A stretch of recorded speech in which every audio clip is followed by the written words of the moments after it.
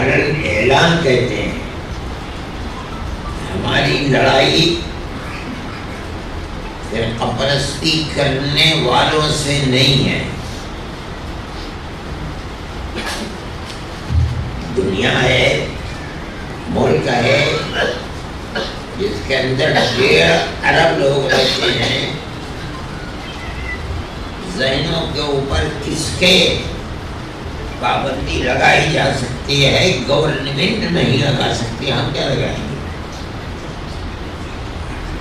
لیکن ہم اگر ان کے ساتھ اور وہ ہمارے ساتھ سڑکوں پر لڑائی لڑیں گے تو ہم یہ سمجھتے ہیں کہ یہ چیز ملک کے لیے بھی نقصان دہ ہے، ہمارے لیے بھی نقصان دہ ہے.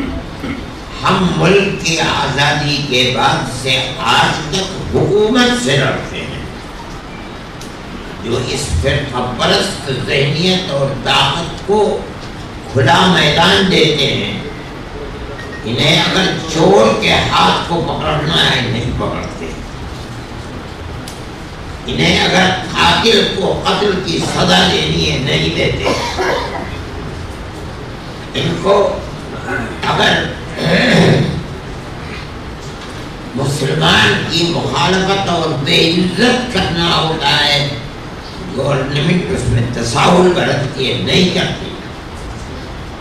ہم اس گورنمنٹ سے لڑتے ہیں جو ملک کے آزادی میں کسی بھی اقلیت یا اکثریت کی آزادی کے اندر دخل دیتی ہے اور اس کی آزادی کو روکتی ہے.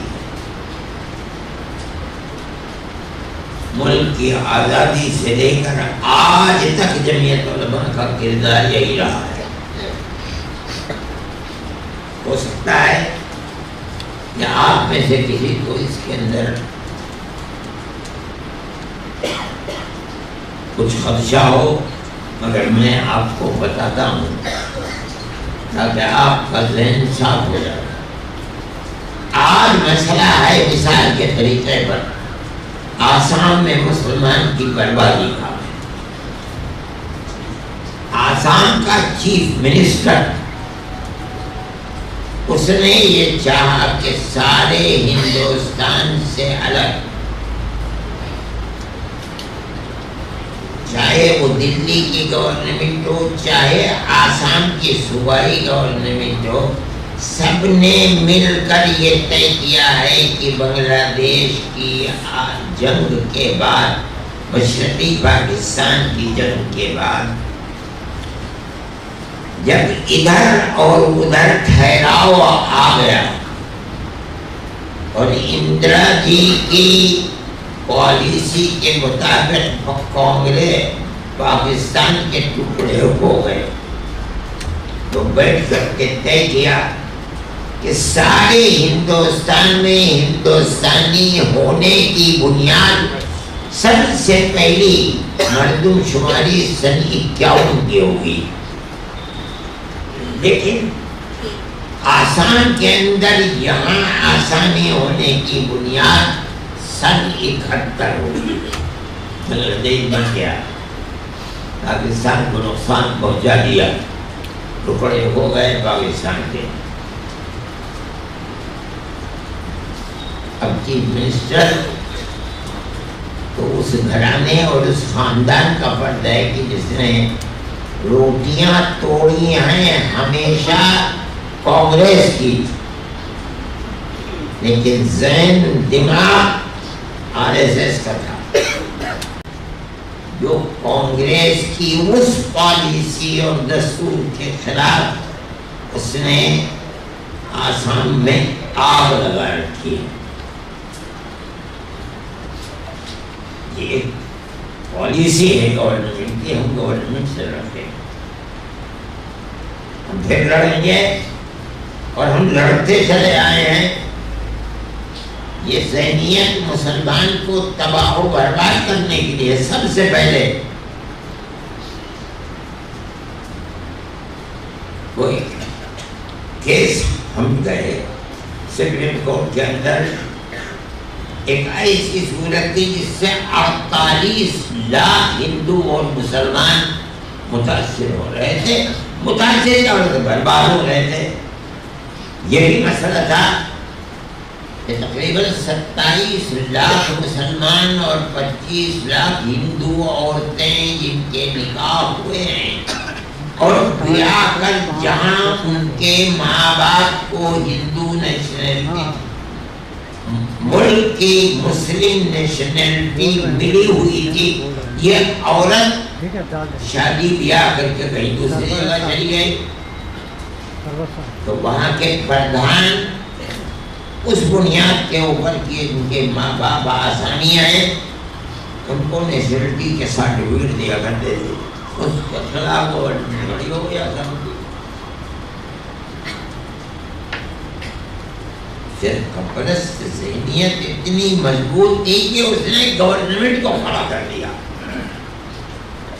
جمعیت علماء تنہا جماعت تھی، ہم سپریم کورٹ میں چلے گئے اور عجیب بات تھی سپریم کورٹ کا جو چیف تھا، چیف جسٹس، وہ آسامی کا، مجھے بہت ڈر لگتا تھا کہ خدا جانے کیا صورت پہ جاتی ہے۔ یہ 48 لاکھ عورتیں اور پھر ان کے بچے کروڑوں کی تعداد میں، اگر یہ غیر ملکی ہو گئے دنیا کا کون سا ملک ان کو لے گا؟ پھر یہ کیسے زندہ رہیں گے؟ یہ اللہ کا فضل اور میں نے اس وقت بھی بیان دیا تھا کہ مجھے آج جتنی خوشی میری زندگی میں کبھی مجھے خوشی نہیں ہوئی۔ فیصلہ ہمارے اندر آ گیا، ہم عوام سے نہیں لڑے، یہ ہمارا دستوری، ہم گورنمنٹ سے لڑتے ہیں۔ یہ گورنمنٹ کا فرض ہے کہ وہ مسلمان کو جینے کا حق دے، وہی حق جو ہندو کو دیا جاتا ہے وہی حق میں دے۔ پھر اس کے بعد دوسرا مسئلہ آ گیا، انہوں نے پیش کر دیا کہ سن 71 کو بنیاد، یہ اس چیف منسٹر کا مسئلہ ہے، سن 71 کو بنیاد بنانے کے بجائے سارے ملک میں جس طرح 51 ہے، آسام کے اندر بھی 51 ہی کو بنیاد بنانا ہے۔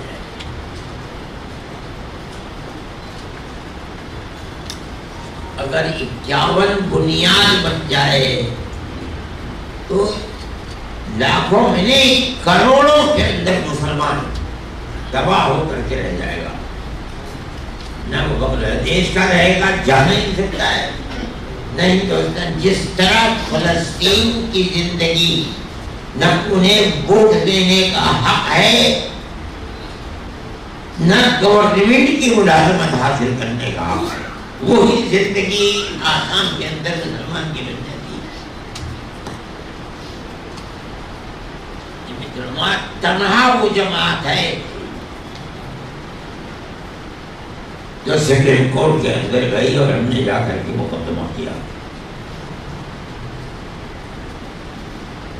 اللہ کی قدرت ہے، خدا کا فضل ہے، ان غریب بے سہارا لوگوں کے لیے اللہ کا انعام ہے کہ فیصلہ 100% مسلمانوں کے حق میں آیا، اور یہ فیصلہ ہو گیا سپریم کورٹ کا کہ آسام کے اندر نیشنلٹی ہندوستان کی بنیاد سن 71 ہے، سارے ملک کے اندر 51 ہے، ٹھیک ہے؟ کروڑوں مسلمان ملک کے اندر رہا اور ہے اور انشاءاللہ رہے گا۔